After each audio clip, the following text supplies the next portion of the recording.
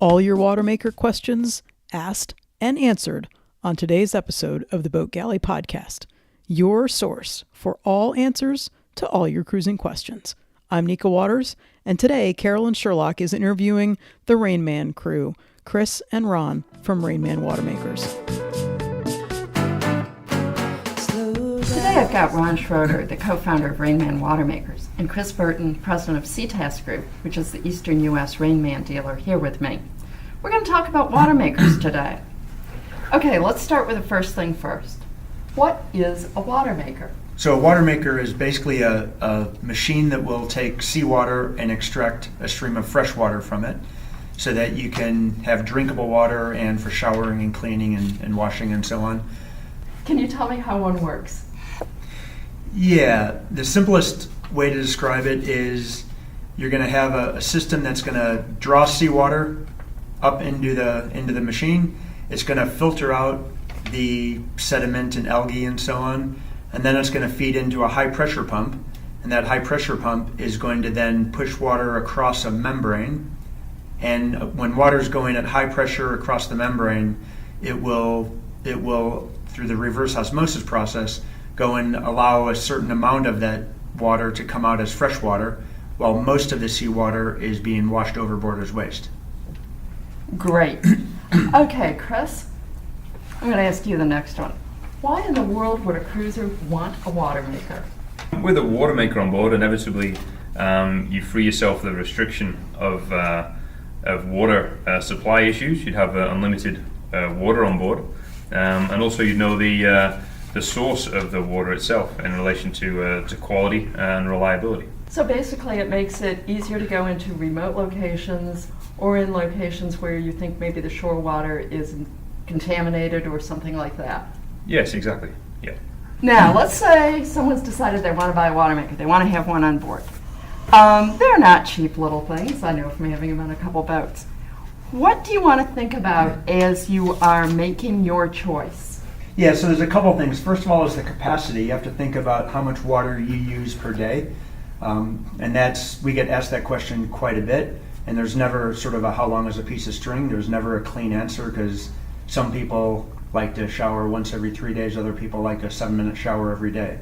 So you have to look at the capacity of what you're using, which will define the capacity of what you need to buy. Then you also have to look at the power supply. Are you going to be using AC, electric, 12-volt DC, gasoline, or machine shaft drive off your engine? And then the other thing is the components that are in there. There's nice thing about today is you've got a big selection of Watermakers, several different high-quality companies, and you have an option of whether you want to look at simple, off-the-shelf, field repairable parts, or maybe more efficient systems that might have more complex and a little bit more maintenance on an energy recovery pump. So from there you would look at, okay, you tend to have an AC unit is going to be usually a higher capacity and higher power. A 12-volt unit will be lower capacity and lower power. So with the pumps that are involved, again, is you can look at like a simple triplex piston pump, which is what many of the common Watermakers use, especially in the AC world. It's a very simple pump, easy to maintain, easy to get parts, inexpensive to get parts when you eventually need them years down the track. Or you can go with a much more efficient system that's going to have a more complex energy recovery pump. It might be twice as efficient, but it's going to be a bit more maintenance to manage the system going downstream. You want to talk to me a little bit about some of the brands and what they offer back and forth? And yeah, I know you are one of the brands yourself, but you also pretty well know your competitors, so we can talk about who does what. Yeah, so we obviously know the Watermaker market pretty well. You tend to get with small, try to overgeneralize a little bit, but with smaller vessels, you would tend to have organizations like ourselves, Rainman, Richborn, Cruise RO builds quality systems. You get Spectra Systems have an energy recovery pump option. A few others, those are probably the main American brands, and the smaller yachts, say less than 50 to 55 feet. Once you go kind of higher end, over 50 and 55 feet, people will, or if you want more automation, there's other systems, Parker has a couple of Watermaker company brands, Village Marine and so on. Blue Water Marine is a quality company. I know Dometic has highly automated systems, but again, those are much higher budget, much higher automation, and tend to be for only larger boats or commercial vessels. Let's talk about some of those thoughts that you're talking about. Let's start with capacity, and maybe Chris, I'll have you talk a little bit about that. But first, I'll interject a bit. Our first boat had a Watermaker that made 7 gallons an hour, and our current boat has one that makes 3.5 gallons an hour. Last summer, we used your 37-gallon-an-hour model, and we did that for 6 weeks. More water in less time was absolutely fantastic. Can you talk a little bit about what the technology takes to do that? What does it take to get the power out? What does it take as far as unit size, things like that? Yeah, so AC units will tend to have an entry level point of about 15 gallons per hour. Going up, some of the systems might be 30 to 35 gallons an hour. And then if you go to higher power pumps, you could be going much significantly higher than that, 50, 60, 80 gallons an hour. Again, that tends to be more in the larger commercial boats. You might expect on the AC system to be, like for a 1200 watt system, you'd be able to get 30 plus gallons an hour. On the 12 volt systems, again, they're lower power, lower output. An efficient system might be drawing 10 or 15 amps and can get 15 gallons an hour. Or you can stay with a simpler pump that'll maybe be 30 amps and make 10 gallons an hour. So with the systems there in the 12 volt, you can have efficient or simple on the pumps, but you can't really have both, so you kind of choose which one's more important to you. And does that come down to a question of what it's going to be like as far as repairability and potential for not working and things like that? I mean, is simple better? Yeah, from my standpoint, we think simple is better, but we happen to be a vendor, Rainman, that uses simple pumps. So for example, we're all about simplicity, ease of getting parts around the world. Eventually, at every several years, you might need to replace the packings kit on a high pressure pump, and we want that to be like $100 component that you buy and maybe an hour's worth of work. Other systems that use energy recovery pumps, like a Spectra or a Schenker and European brand, will have a much more complex pump, good quality engineering, but it's a more complex pump. When you do need maintenance, it's going to be a bit more complex, a bit more costly to manage. So we always go to the view of keep things very simple and maximize reliability, but other companies tend to go more for efficiency and kind of manage reliability accordingly. I think that brings us really nicely into our next question, which is the power required to run a Watermaker. How much power does a Watermaker take, and how does a cruiser provide that? I mean, I think basically the idea is you can do a generator or you can run solar, but what are the trade-offs again there? Again, it's a bit of a religious debate in terms of how people want to run power on their boat. Some people have a generator, high output generator that just power everything. They want everything to be high power, fast. They're going to use bigger Watermakers, everything's AC. Other folks will use like a little Honda portable generator and still prefer to run AC and use the portable generator to recharge batteries for some of the lower power applications. Other folks might have a Honda generator as a backup, but prefer to keep most of their power run by solar and wind and so on, and the alternator. And then there's the other end of the spectrum is where people want to purely run 12 volt DC and just run everything solar, wind, and not use a generator at all. Many people don't even have one. So generally speaking, as I mentioned, an AC unit, which tends to be where the high output systems operate, it would be 1,000 watts plus to run the system. So that can be done if you have a decent lithium-ion battery pack and a 2 kVA inverter, or it can be run off of a generator. There's larger AC systems as well that will draw more power and get more output. And that would be, again, about the 30 to 35 gallon an hour range.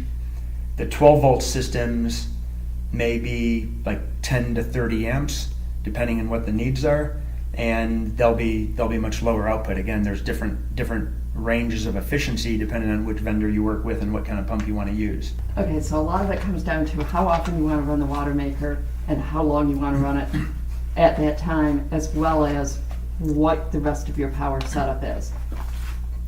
Yeah, that's correct. So generally the people that are running an AC unit, or even, for example, I haven't mentioned it too much, but because Rainman's the only one that makes this, but a gasoline-powered system as well, which ranks up with the high-output systems. But the high-output systems we look at as something that you don't really have to worry too much about your power requirements. You run the generator, make heaps of water really quickly, fill up your tanks, smash it out, and then don't worry about it for a few days. With a 12-volt system, again, lower power and lower output, you're going to be needing to run it more often because you're making the water slower, and you're also going to need to be kind of monitoring your amp hours on your battery bank more often, which a lot of people prefer not to do. Many people are happy with that, some people aren't. Again, it's different with everybody. Another thing that you talked about earlier, and I think is important for a lot of the listeners, you mentioned off-the-shelf parts and also field repairability. They kind of go together, but they are also separate issues to some extent. One, can you get the parts in the first place? And secondly, can you do whatever you need to do to fix it yourself? Can you address both of those a little bit? Yeah, so off-the-shelf parts, for example, some water maker companies will make things very proprietary, so you need to buy your components from them. As an example, the reverse osmosis membranes. Many companies use non-proprietary sizings, for example, 2.5 inch by 40 inch membrane made by Dow Film Tech, which we believe are the best, and I think most high-end water maker companies will do that. And you can buy those from many places around the world. Marine shops, on the web, they're just easily accessible. Some companies might have proprietary sized membranes made that are maybe 38 inches or 2.8 inch diameter or something like that. That means it's a proprietary format. You have to buy the parts from that company, which can be frustrating, especially if you're sailing and cruising around the world and you're in Papua New Guinea or St. Lucia or somewhere fairly remote. You want to be able to get proprietary parts, non-proprietary parts. So the other thing is field repairability. One of the things I know we focus on is trying to make the technology as approachable as possible. So a marine technician or an end user looks at our system and you just see a couple of basic pumps and motor. There's nothing too intimidating. There's no electronics. And there's other companies that are similar to that as well. And that makes it so if you do have a problem in the field, you're a lot more likely to be able to fix it or find somebody who can fix it easily, as opposed to maybe a system that's highly automated with a lot of electronics, and you can be halfway on a crossing to Fiji and get error code 77 pop up on a display, and that doesn't really help you much when the manual says contact the manufacturer. That's great. Okay, the reason that you guys are both in town now is you're launching 2 new Rainman models. You want to tell me a little bit about what these are and who they're designed for and why you came out with the new ones? The 2 systems, the first one is the Rainman Mark II, which replaces all our electric models, the 230 volt, the 115 volt, and our 12 volt system. We came out with it largely because we wanted to make a system that was smaller and lighter and had a few ergonomic improvements, just small things like the grip for handling it and a little bit of vibration isolation and so on. So we've been working with our pump supplier. We work closely with General Pump over the last couple of years on developing a new manifold on an existing pump. So we've got a new pump that we're using as well. That's actually an old pump with a new manifold on it that we use. So all the And a manifold is basically just the internal plumbing on the pump, right? Yeah, it's more the head of the pump that is the top end. That's the top end plumbing. So the pump itself we're using has been around about 20 years, the internals and the back end of the pump. We've just made a version of it that's more compact, but still easily field repairable and non-proprietary parts. So the system itself came out as 14% lighter than our old Rainman system and about 30% lower cubic volume on it. Now the other system we came out is really to address a market perception. Many people would see the Rainman system, see a pretty blue box with a little handle on it, and say, well, that's not really made to be installed. And although about half our customers have installed the system, we wanted to address that perception that's been out there with a few people. So we came out with a naked version that's basically the same internals of the Rainman Mark II, but sold specifically for installation. So it's kind of a naked without the blue shell, so you can see all the pumps and motors, and it gives you really a minimum footprint installation. So that's a new offering for what we're doing, and yeah, it's generated a lot of excitement with some of our dealers and new customers. Thanks for coming. I knew the demonstration today was absolutely amazing.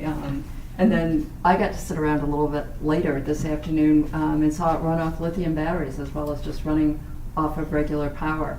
Pretty amazing. And the astonishing thing to me is how quiet your unit is. You can sit right next to it and have a conversation in a normal tone of voice. You can be on the phone, anything like that. Anything else either of you want to talk about as far as these new units or Watermakers in general? Chris, you're the East Coast U.S. distributor or dealer. You want to tell everybody what your website is so that when they want to go and get more information, and I think you're going to be putting up videos and so forth on the new product, right? Yeah, that's right. Yeah, so we're going to be updating the media for all the new Rainman systems. The website is www.ctaskgroup.com.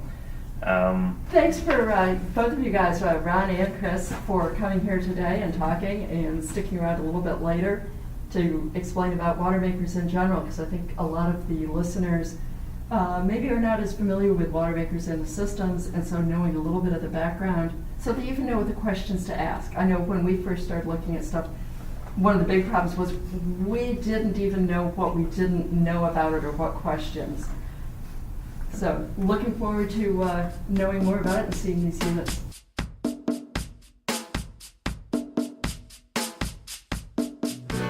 Thanks so much for listening to the Boat Galley podcast. Please let us know if you have other questions or anything that we can help you with as you prepare to live this cruising lifestyle. Hope to see you out on the water sometime really soon.